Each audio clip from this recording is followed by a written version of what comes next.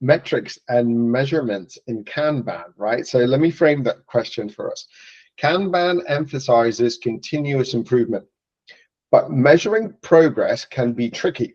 So what Kanban metrics do you find the most valuable for tracking large-scale initiatives, and how do we use them to inform improvements? That's a tough question. So let me I'm start. sorry, I feel bad. I feel bad like asking. But So it's we kind of, like I said, it was kind of a segue, wasn't it? Unless yeah, I imagined it. yeah, yeah. First, maybe let's think about what we would like to improve, because this is crucial to establish what metrics we would like to choose to measure it. For example, when we are thinking about the team's effectiveness, what is team's effectiveness? By definition, it is the ability of a group of people to deliver something successfully and efficiently. Yeah. Okay, so how we can measure this success, how we can measure this efficiency, how we can measure other things that we need. And we have different metrics for different things. So this is the first step to establish what you would like to measure, what you would like to improve, actually.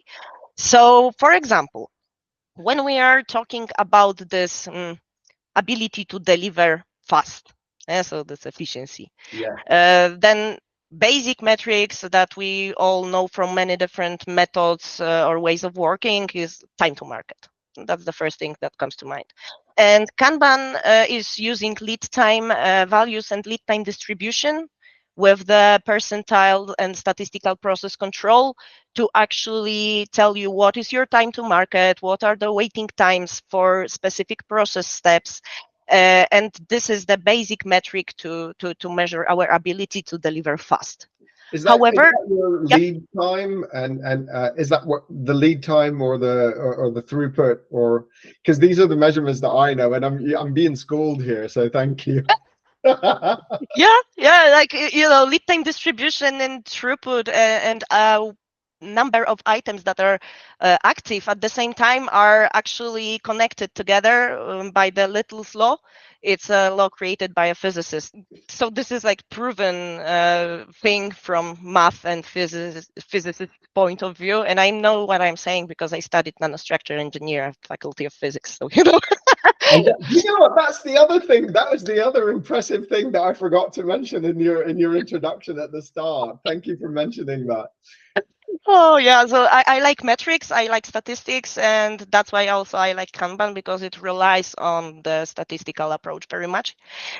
Okay, so other metrics. Yeah, we have the lead time distribution, the probability of achieving a specific lead time value for new items, the predictability. So how long is our tail on the histogram with the lead time distribution. But we also have other things, like, for example, discard rate. How many items that entered the system, how many items we started working on were rejected or were discarded during the work. Oh, I like that. Yeah. That's a good one. The other thing, when we are thinking about the efficiency of our entire process, end-to-end workflow. So what about the requirements preparation? From my experience in many companies, this is usually where the pain is. So Absolutely. how do we tackle the requirements preparation? What is the process there? Can we map it? Can we see where we have, for example, longest waiting time, or what needs improvement? Maybe we need some better clarification because we have too many rework coming back. Oh, and this is another metric. How many items after we complete them go back to be redone again because something was misunderstood? Wow. Wow. Honestly, it just like opened up my mind on so many things that I'm seeing day to day at work. So can I just take you back to one that was super interesting? You said the preparation time. Are we talking about, like, you know, identifying what value we want to deliver as a business? Possibly, if you're if you've done your due diligence, you'd have a vision, you'd have OKRs, KPIs, and then these would inform what you want to achieve in a quarter, and then the information that goes into these either capabilities or portfolio picks, whatever you want to call them. There's never enough information in there for people to actually confidently say, yes, we're happy, we know what we're doing for this quarter. And is that what you mean? Like the acceptance Yes. criteria, the description, those, all these Yes, things? exactly. Okay, gotcha. Thank you. Just wanted to clarify for myself and for my listeners. Yeah. Awesome. And when we are talking about business metrics, then we cannot forget about any quality and usability metrics. They might not be so strictly connected to Kanban. However, if Kanban is a way to improve the processes, then things like customer satisfaction, usability, and quality of our solution is also relevant, because if we would like to improve the quality of the product, then we have to measure things connected to the quality, right? So for Yeah. example, the amount of bugs, the time we do the bug fixes in, or the amount of customer complaints, things like that. So it's always going back to the beginning of your questions. It's Yeah. always the matter of what we would like to improve. Amazing, amazing. I honestly, like, we're obsessed with user stories. How many user stories did we complete?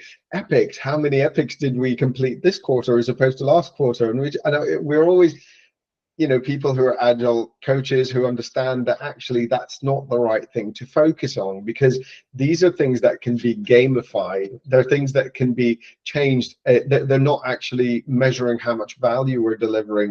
It's not the right thing to look at. But and that's what I preach and what we preach at work.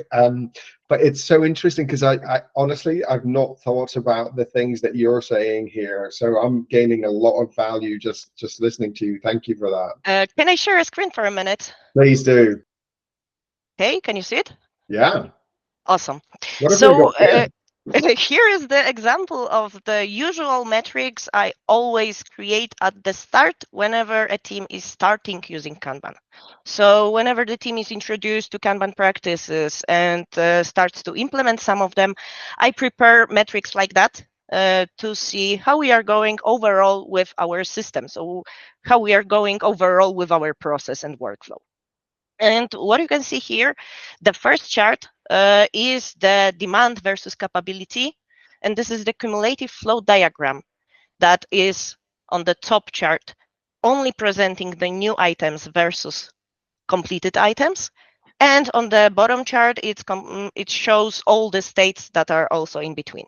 Mm, And what we can see here on those tiles is the specific number of items created and completed for the same time span. So, for example, for the last 30 days, there was 45 items created and 35 items completed. So it looks like, well, we had more input than we were able to actually take into our system and complete. Yeah. yeah. But when we look at the previous month, because 1 month might not be so representative, so we also need to look a little bit back. And I also really encourage all of you to do the comparison of data, to look Yeah. at the data, how they looked like 3 months ago, 2 months ago, and today. It really open it will open your eyes to many different conclusions than if you are only looking at the current situation. And when we look a little back here on this chart, we can see that, well, the previous month was actually not so bad, because there was almost the same amount of items created and completed. Yeah. So based on this chart, I would say that this team is, well, more or less, the system is efficient. Yeah, so they are Yeah. It's capable healthy of delivering the amount of stuff that they receive. that they committed to. So can I just ask you, is this product or is this fixes? Well, this is actually the chart from the ETL team, which is the migration team. So they have batches of work whenever they need to migrate the data from the customer to our system, which we are developing. Yeah. So they are basically using SQL and their magic to transfer the data from customer to our system and make it work. So those items are pretty much. Some of them are unpredictable. If something goes wrong, for example, during the migration, and there needs to be some adjustments done in the system to actually be able to transfer all the data from the customer side. Yeah. Or it can be pretty much planned, because we might know that, for example, next month there will be a migration of customer X and we need to prepare for it. Gotcha. So they have different types of work, and this is also important for metrics to realize that not every work item is treated the same in the system, that urgent stuff will be done quicker than regular stuff, and we need to remember about that. I love that. What you can also see here is the lead time distribution, which is called cycle time here, because it doesn't include the time that tasks are waiting in the backlog. It Yeah. is only since they were taken by the team and completed. And we can see the distribution. So how many items were completed in how many days. And we can see that a lot of them were completed under 10 days. Yeah. And we only have 2 outliers that have more than 3 weeks. Yeah, we have something here and we have something here. And then you can drill down into what are these types of items, so that you can Exactly. get better at predictability later Exactly. on. Lovely. I love that. Yeah. Yeah. Yeah. On the Sorry. right side, the last thing on the right side is basically we use it for estimation. So this is, instead of guessing how much time something will take, we can just use the statistics and the historical data. And please trust me, from many teams, many companies, statistical data is always more true than what you might think it will take.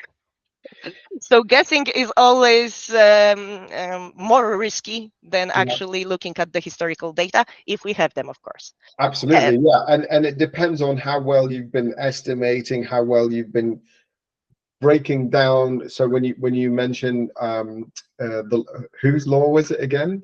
Little's law, Little's, yes, I was going to say Little's law. like It's more Stuart about the sort Little. of similar items, isn't it? Rather than very varied items, and that's where it becomes really predictable. However, we That's can not true, find. actually.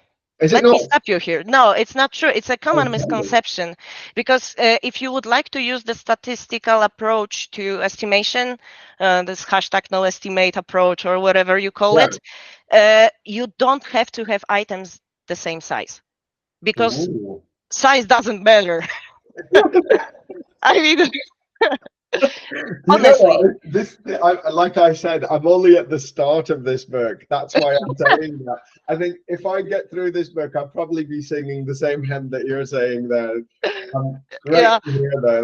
That's really good, because then it becomes a lot easier to be able to do this. yeah, If every single size has to be the same, that's where it becomes really difficult to do. and you know what?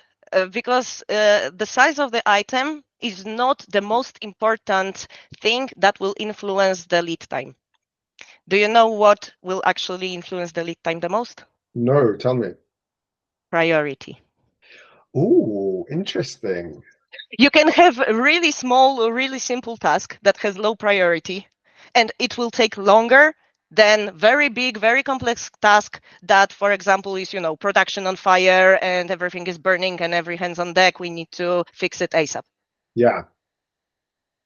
Wow. So size doesn't matter, priority matters. Prior And commitments. So therefore, if we're always focused on the most important, most valuable things, you will yeah. get a heck of a lot more value out of it than all the other bits that are sort of floating around and keeping Yeah. people busy.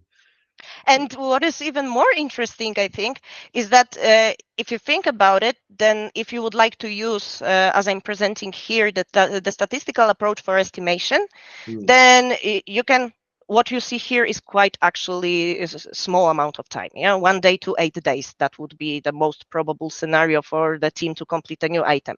That's quite narrow. So it's okay. Yeah, if you will say to the management that you will complete a new item under 8 days, Yeah, then yeah, well, that's good enough. that's Uh, good enough, because it's, forgive me for saying, but that's a sprint, right? 2 week sprint. no, those are 8 calendar days. 8 calendar days. Yeah, yeah. Yeah, So so weekends a two included. week sprint is oh, okay. Oh, calendar days rather than work days. Okay, got Yes, got- yes, yes. got- Yes, got. those are the calendar days because this is how long the customer or other teams are waiting, right? Ah, interesting. What is at the top you've got demand versus capability. Can you just tell me a little bit more about what demand is and what capability is in your world? Sure. Demand are those new items. So every new request that comes to the team that appears in their backlog, that comes from messages or managers or other teams or the customer or whatever. Yeah. Mm, So this is the demand, the things that they need to do. gotcha. And the capability is the things that they are able to do. So the things they completed. Okay. So like amount of stuff that was created versus amount of stuff that was completed. Okay. So the amount of things that were done versus the amount of, sorry, the amount of things that were committed to versus the amount of things that were actually done. Yes. And that's where we got that 41 committed and then actually done 40. And then the next month, 45, 35. Gotcha. Yeah, exactly. Awesome. And one last thing, Yes. going back to this size and priority thought, when we can see this estimation 1 to 8 days for all of the items inside the team, I said that it is good enough, at least for this team's context. However, sometimes you might observe that when you will prepare this lead time distribution for your team, that the time frame will be bigger. And it can be like, for example, 1 to 30 days. And this is something that is not viable for us because that information doesn't give us any estimation. So if size doesn't matter, then how we can distinguish which items have high probability of being completed in 1 or 2 days and which Mm, items will be completed in 30 days, right? yeah. So we should actually try to split our work items, work items is the best word, requirements, whatever we are doing, the tasks. We should split them on categories based on the priority, like, at least urgent and standard. Yeah. Yeah. And Minimum. then we can measure and do the lead time distribution for two categories separately. And then we can say, for example, that urgent stuff we complete 1 to 3 days. Yeah, and 85% of our urgent task is closed under 3 days because this is urgent. However, if it's a standard request, then it takes, for example, 10 to 30 days. Mm, Yeah.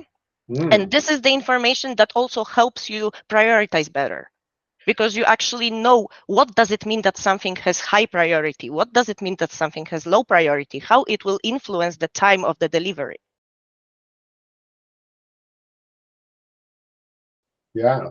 And this is really interesting because let's say you're a large organization and you've got built-in silos because it's a traditional waterfall approach company and they're going through an agile transformation. Your department or your function's priority is different to others. What if there was a priority that can't be addressed because it's a dependency on something else? How do you deal with that when you're scaling? Go ahead. So if I understand your question correctly, you're basically asking me about how we handle dependencies. Yeah, yes, absolutely, yeah. And I was just throwing in that there's a high priority dependency and it needs urgent attention. Yeah, okay, I will stop sharing now. Um, well, of course, whenever something is blocked by the dependency or some other external thing, then first thing we need to visualize that this is blocked. So we usually mark it with some tag or red color so that it, kicks you in the eyes when you look at the board. And this is the first thing so that everyone will know that this is stuck. Hmm. And then we should either escalate or address. That depends. Because if this is something that the dependency is, for example, with the other team, we can always reach out to the other team, ask if they know that we have the dependency. We actually have sort of a bigger planning every 2 months So every 4 or 5 sprints. That actually depends on the customer's availability because it's connected with the customer feedback gathering. And every 2-3 months when we are doing this bigger planning, we are trying to identify dependencies up front because we know what our goals will be for the upcoming 2 months. Longer time frame is impossible to plan. So No, I agree. 2 months is just, it's also quite big. But yeah, and we are planning what each team will be focusing on, which goals we should deliver. We are actually working on goals. And I can also share a screen for a minute. This is the draft of the setup I work in right now at KMD. And what we have here is that for this once per 2 month planning, we are establishing the goals, the customer processes that will be implemented, and we are identifying which Scrum teams should group together and cooperate together to implement them. Oh, because that's we have interesting. yeah, we have Scrum teams assigned to domains, like they're responsible for parts of the system they created. And when we have a customer process that actually goes through the different domains end to end, then we need all of those teams to collaborate together. And as we have 20 Scrum teams right now, it would be impossible for all of us to work together. And it also doesn't make much sense. So we are just grouping around the goals customer processes. As you can see here in the middle, there are the enabler teams or supporting teams, or however we would like to call them, which are using Kanban without the Scrum. And they are just having their own workflows improved by Kanban and are actually supporting the Scrum teams in their delivery. So wherever we know that we will have those dependencies around the goal, or for example, the team inside this green, one of the green teams inside has dependencies to other teams, we just try to upfront plan for when more or less it can be ready so that other team will know when they can start with their part. So yeah, it's like, big scale Tetris a little bit, but No, it works. Do you know what? If it works, right? And I love how you've grouped certain teams together to sort of have that ability to resolve or to to sort of evolve whatever it is that you're coming up with, whether it's product, whether it's a solution, whether it's a feature, etc. So that is really interesting. And then you've got in the green, you've got these guys are working in Kanban, so they're much more reactive to the needs of the squads around them. Exactly. And one other thing that I think we can mention also here is that those teams and those groups of teams, as you can see, sometimes there's only one team for customer goal or process. Yeah, so that's a good situation. Low dependencies. Woohoo! However, those groups change. Each time we are doing this bigger planning, they might change, and different teams will group together to achieve different goal, because those goals are set for 2 months, right? Right. So this is dynamic. It's not set in stone. Very dynamic. So can I ask, is this the individuals within the teams, or is it the squad, the teams themselves that move around? The teams are grouped differently. So like on this picture, for example, we can see that team 12, 5, and 8 are grouped together. And let's say that 2 months from now, team 12 will be with team 1 and team 5 will be with team 2 and team 8. Yeah, things like that. I love that. That's very nice. I love the idea of that. It's so but dynamic. And please be careful with stealing this idea, because I don't want it to become a Spotify model, if you know what I mean. I'm definitely going to nick that off of you. No, I mean, like, this is something that in our setup is working, but we ended up in this structure after many trials and errors.